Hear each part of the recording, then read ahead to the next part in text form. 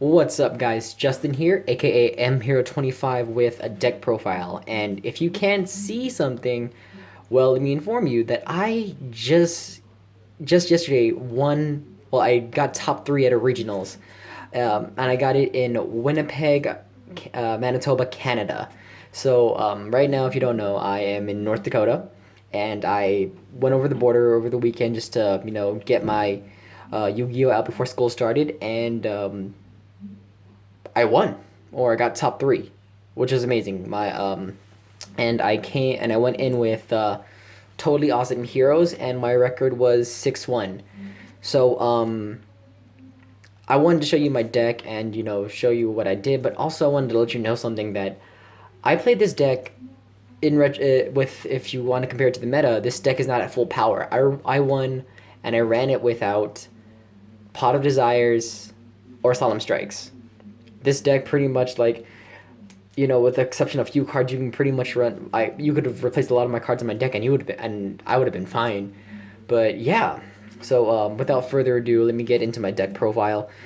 So first off, of course, we run 3 Elemental Heroes, 3 Bubble Man, 3 Tin Goldfish, and 2 Summoner Monk, and that puts the monster count at 11. So what I did with siding though is that I would side out one Summoner Monk every time to make my monster count at least one lower. So that way, if I put in Maxis or any other monster I needed, it wouldn't really affect the engine of the hero count in my head. But it ended up working out really well throughout the whole day. Now for my spells, I am running 1 Mass Change, 1 Regeki, 1 Upstart Goblin, 1 Book of Moon, 1 Rhoda, and 1 Bug of Eclipse. Now, the only reason there's only one is because I only have one. So, made do with what I had. And, it actually won me a game, and I was just really happy. Now, for my 3 ofs, I ran, of course, 3 Mass Change, 3 Emergency Call, 3 Hero Lives, which won me so many games, 3 Instant Fusions, and 3 Twin Twisters. I ran 3 just because in case of in case anti-spell fragrance ever got flipped on me, I at least wanted to see that in my hand, and it actually came in handy a lot. So enough for my traps. If you're doing the math though, the deck count right now is 32, so that means I'm running 8 traps for a hero player, and that's a lot. So let's get into it. So we're running 1 Solemn Warning, 1 Vanity's Emptiness, 1 Bottomless Trap Hole, 1 Compulse, 2 Floodgate Trap Holes, and 2 cards that I put in force to replace Solemn Strike was 2 Dark Bribe. Honestly, I saw this card a lot, but it never came as of use. But at the same time, like, whether it was Solemn Strike or not, it may have won me the game faster, but it didn't make me lose the game. And in all honesty, if I wanted to, if I wanted to, I probably could have done better with this card if I really put more thought process into it. But yeah. Now for the extra deck, it's a standard hero lineup.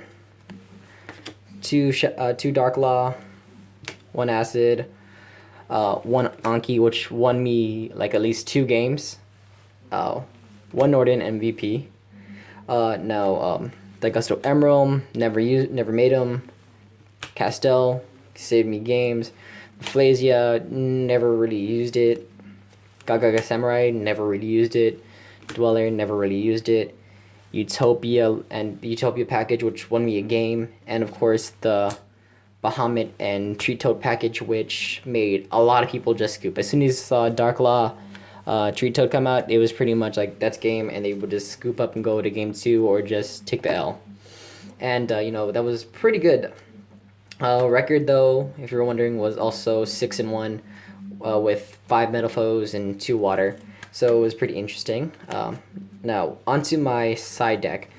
It's a little bit, like, there's like 5 in here that are pretty janky, but I'll explain those later on. But with the standard ones, we have 2 Anti-Spell Fragrance, 3 System Down, 3 Gamma Seal, and 2 Maxi. Now, for the other cards that kind of were like just filling in spaces just because I decided to like not run Ghost Ogre or a bunch of other cards, or because I didn't have them, I just decided to run these instead. So I ran 3 Royal Decree. Simple reason was I do not have Denko Seka, and if I could, I would have rather ran Jinzo, but you know, I don't run a pendulum deck, so it's all right. One pot of acquisitiveness, just because I don't know, maybe drop out, like, you know, against ABCs, I would really screw them up if I got it. And then I saw it and I thought of this card because you know, I was afraid of it because it's the only card that really could destroy my field. Was Winged Dragon of Ra, in case I ever saw Sphere Mode, which I'm in hindsight I'm glad I did, because after all the matches and everything, I saw a lot of the people who were playing Sphere Mode, and you know, I'm glad in case that ever came up, I would have gotten a free 4,000 beat stake.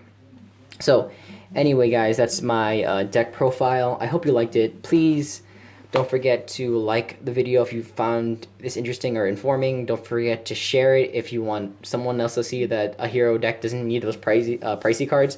And don't forget to subscribe if you like the content, alright? So, again, guys, this is Justin, aka MHero25, signing out. Peace.